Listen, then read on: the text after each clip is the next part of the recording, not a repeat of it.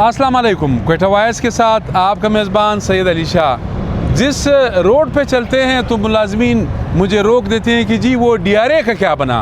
तो DRA के हवाले से जो मीर कारवान है, ग्रैंड अलायंस के सरबरा जनाब अब्दुल कुद्दूस काकड़ साहब मेरे साथ मौजूद है, उनसे बात करूँगा। लेकिन आपसे बात करने से पहले एक बात ज़रूर करूँगा। 15 अरब रुपये उस पर ज़ायद आ रहे हैं, जो सरकारी ख़जाना है उसका बोझ या जितने भी आ रहे हैं। लेकिन ये आपको बता सकता हूँ, एक मांगी डैम है, 9 अरब रुपये इसकी लागत थी इनिशियल, इब्तिदाई, यानी 9 अरब रुपये में इसने मुकम्मल होना था। करते करते साहब लोगों ने 20 अरब रुपये तक एक डैम पहुंचा दिया। और ये एक डैम की बात नहीं है, ये रोड वो रोड, ये शाहरा वो शाहरा, ये डैम वो डैम, ये सारे मिला के तो मेरे ख्याल में आपने 200 अरब रुपये तो बढ़ा दिए। दर्द महसूस नहीं करते मुलाजमीन के हवाले से? आपको क्या मसला है? काकड़ साहब, वक्त देने का बहुत बहुत शुक्रिया, मैंने ज़्यादा बातें की। क्या करने जा रहे हैं आज? कोई प्रेस कॉन्फ्रेंस भी आपने की? जी बिल्कुल, आज हमने प्रेस कॉन्फ्रेंस का ऐलान कर दिया है और हमने अपना एहतिजाजी शेड्यूल दे दिया है। उसकी बुनियादी वजह जो है वो ये है कि एक कमेटी CM साहब ने तश्कील दी थी और उस कमेटी में कोई 4 इनके मिनिस्टर्स थे और बलूचिस्तान ग्रैंड अलायंस की लीडरशिप थी।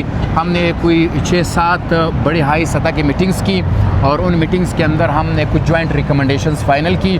वो रिकमेंडेशन साइन हुई, उनके मीटिंग्स के मिनट्स बने और वो मिनट्स जो थे या वो जो मुत्तफ़िका साइन शुदा जो ड्राफ्ट था रिकमेंडेशंस का, वो हमारी जो कमेटी थी, हुकूमत की कमेटी, उनके जो सरबराह थे मीर शुएब नूशरवानी साहब, वो लेके गए CM साहब को, उन्होंने प्रेजेंटेशन दी। उसके बाद हमारे साथ ये कमिटमेंट किया गया कि जल्दी जो है इसको कैबिनेट के इजलास के अंदर रिफ्लेक्ट करवाया जाएगा और इसकी अप्रूवल दी जाएगी। लेकिन 2 मीटिंग्स हो गई कैबिनेट की, लेकिन हमारा जो एजेंडा था DRA का या बलूचिस्तान ग्रैंड अलायंस की जो और गवर्नमेंट के कमेटी का जॉइंट रिकमेंडेशंस का जो एजेंडा था उसको ना रखा गया और ना इसकी अप्रूवल दिया गया। ये मैं वैसे मेरे और आपके देखने वालों के लिए उनको भी मैं बता रहा हूँ, जनाब शुएब नूशरवानी वज़ीर ख़जाना बलूचिस्तान से मैंने 2-3 मरतबा इस सिलसिले में इंटरव्यूज़ किए। उन्होंने मुझे कहा कि जो आने वाला काबीना का इजलास है उसमें DRA का जो केस है उसको पेश किया जाएगा। तो आप क्या बता रहे हैं, अभी तक पेश नहीं किया है? एक दफ़ा रखा गया, फिर मीर शुएब साहब ने कहा कि मैंने खुद रिक्वेस्ट की, उसको ड्रॉप किया गया। अभी गुज़श्ता दिनों फिर एक दूसरा कैबिनेट का मीटिंग हुआ, उसके अंदर हमारे एजेंडे को रिफ्लेक्ट ही नहीं किया गया।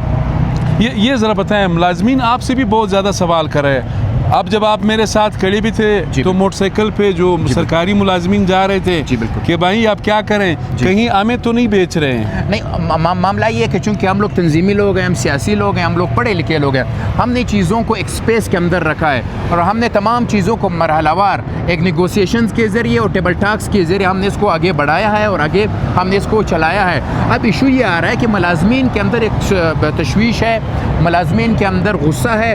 उसका वजह ये है कि इस पूरे मामले के अंदर कुछ 6 महीने लग गए हैं। अब 6 महीने तक इन्होंने हमें इंगेज रखा है, कमेटी बनी, रिकमेंडेशंस हुई, फाइनल हुई, अब कैबिनेट में लेके जा रहे हैं। अब जिस दिन से रिकमेंडेशंस फाइनल हुई हैं, आज के दिन तक 2 महीने हो गए हैं। तो इसका मतलब यही है कि एक अनरेस्ट है और वो अनरेस्ट बलूचिस्तान के मुलाजमीन में जितना ज़्यादा है उन सबसे ज़्यादा मुझ में अनरेस्ट है। इम्कानात कितने हैं, यानी किस हद तक आप मुतमईन हैं कि DRA मिलेगा मुलाजमीन को? देखिए, जिस तरह कमेटी का रवैया है, अभी अगर मैं बिल्कुल क्लियर करूं, कमेटी लापता हो चुकी है। गुज़श्ता 2 महीने से कमेटी का मेरे साथ कोई रब्ता नहीं है। बारहा हमने कोशिश की है कमेटी से कि आप कमेटी हो, आप नोटिफाइड हो, आप हमारे साथ नेगोशिएशंस के अंदर आई हो, आपने चीज़ें फाइनल की है। अब आपकी रिस्पॉन्सिबिलिटी बनती है कि आप CM साहब से बात करें, फौरी तौर पे कैबिनेट का कोई इजलास बुलाया जाए, उसके अंदर हमारे इश्यूज़ को रिफ्लेक्ट करे, उसके ऊपर डिसीजन दे। अगर मैं ये कहूँ कि जो सिचुएशन एक सिनारियो बन गई है,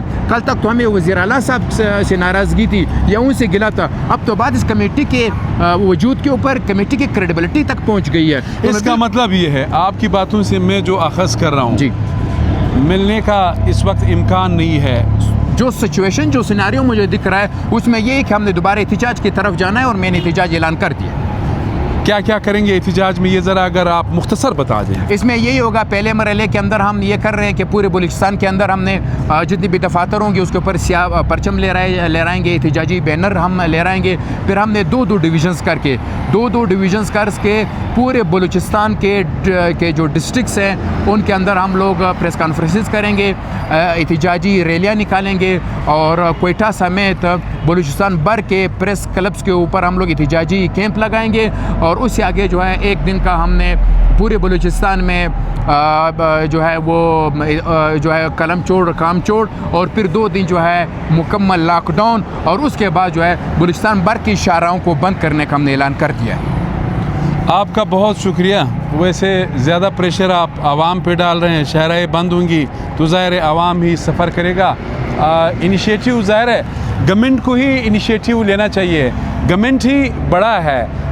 तो गवर्नमेंट को मेरे ख़्याल में कोई कबाहत नहीं है अगर इनको बुलाएं और दोबारा इनसे बात करें। लेकिन मैंने ये देखा है यहाँ पर जब गड़बड़ होता है, गबन होता है, तो वो अरबों रुपए में होता है। आप जो भी डिपार्टमेंट उठाएं, एक महकमा ज़कात है 1.5 अरब रुपए। वज़ीर-ए-आला बलूचिस्तान मीर सरफराज बुगटी रिकॉर्ड पर कह चुके हैं कि सालाना 1.5 अरब रुपए का ख़र्चा है, लेकिन कसम उठाया है कि 1 रुपया भी गरीबों में तकसीम करे।